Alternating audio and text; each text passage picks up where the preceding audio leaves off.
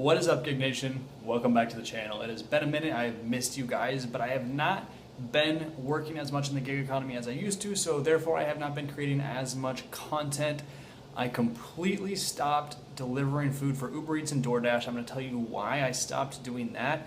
And I'm going to show you guys the one new app, really the only app that I'm using right now if I do work in the gig economy. So we're going to dive into all of that, unpack it, and look at just how much I'm earning on this new app and why I think it is the best app to be working for. But real quick, before we hop into that, it is survey time.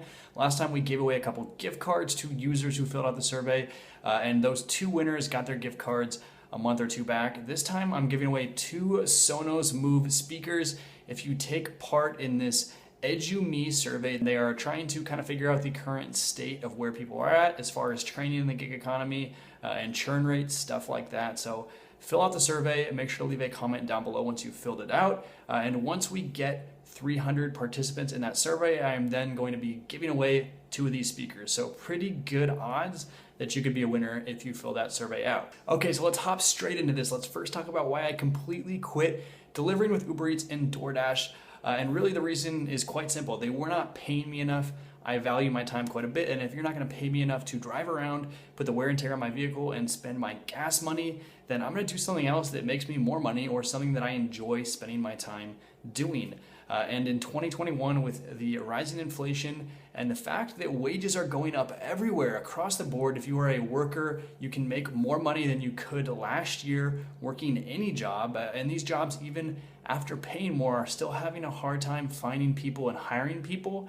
Everywhere but the gig economy is raising those wages. The gig economy continues to cut wages. Drivers are getting paid less, and it's something that I am extremely frustrated with, and I cannot stand behind. I cannot continue to make content to pull people into driving when they're going to get pay cuts when they should and could be getting paid more. So there is this one app that I'm still using.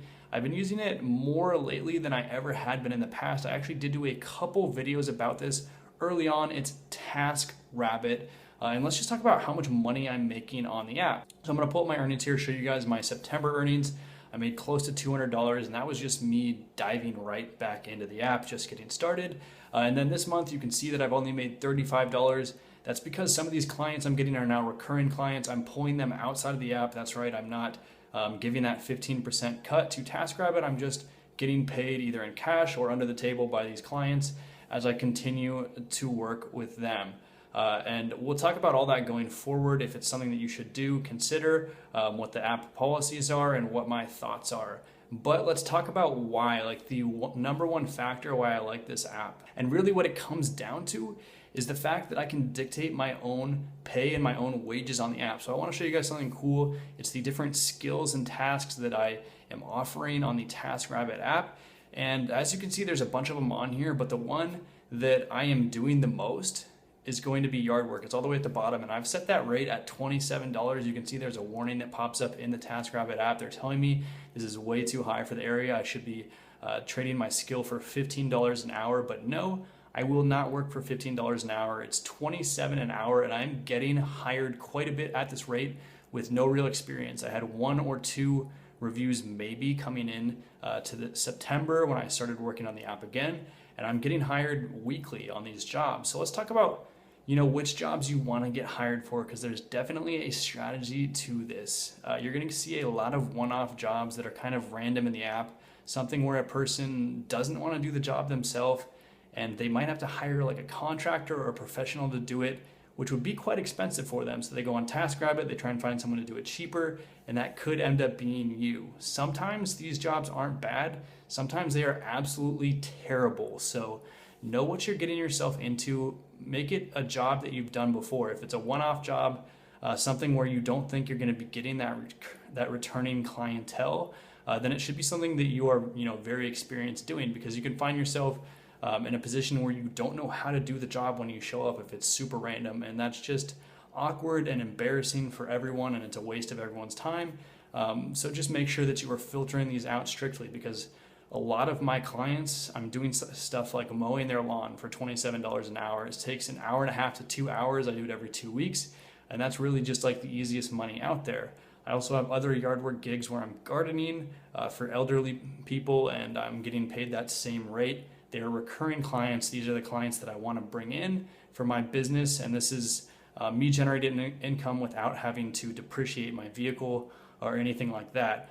I'm also not taking the jobs that are going to be putting a lot of wear and tear on my body, because often when you look at doing work in the gig economy, it's either wear and tear on the vehicle or it's on your body. You're doing some sort of moving work.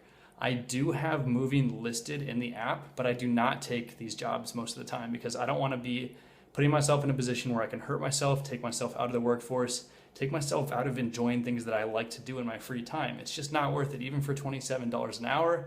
This is stuff that I'm not really messing with. So I'm trying to pick up clients in this app that want to pay me $27 an hour for simple stuff like yard work, tasks that are usually 2 to 3 hours and potentially recurring tasks.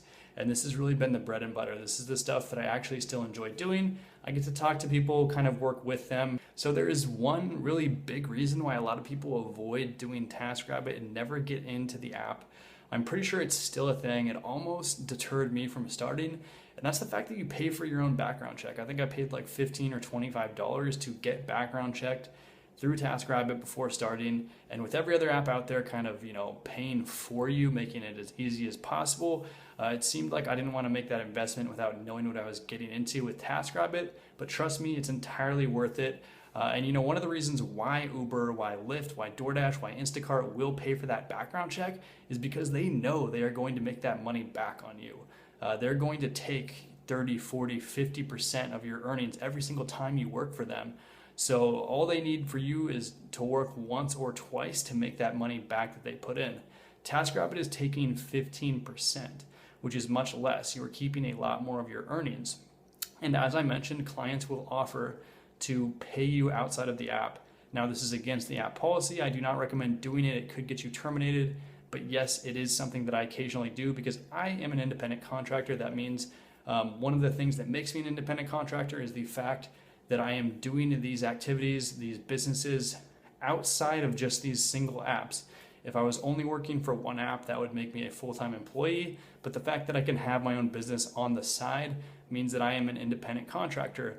And sometimes for me, that means taking these tasks outside of the app and not paying that 15% cut back to TaskRabbit. But once again, I don't recommend doing this because it could get you deactivated, so it has to be a decision you make on a personal basis. So if you are interested in learning more about working with TaskRabbit, you want to talk to me, I am in the future, in the next few weeks, going to be setting up something so that I can do quick little mentorships to help you get started on the TaskRabbit app. I can kind of show you, what you need to get started, what task would be best suited to you, how to kind of set your price range and start getting those clients, starting up that business. I'll show you how to do all of that in the app so that you can really feel comfortable with getting started if that's something that you want to do. Let me know what you thought about this video. If you liked it, hit that like button and make sure to subscribe for the channel. I'm going to be doing a few more TaskRabbit updates in the future, just all of the things that you need to know before you get started on this app. So make sure to stay tuned for those.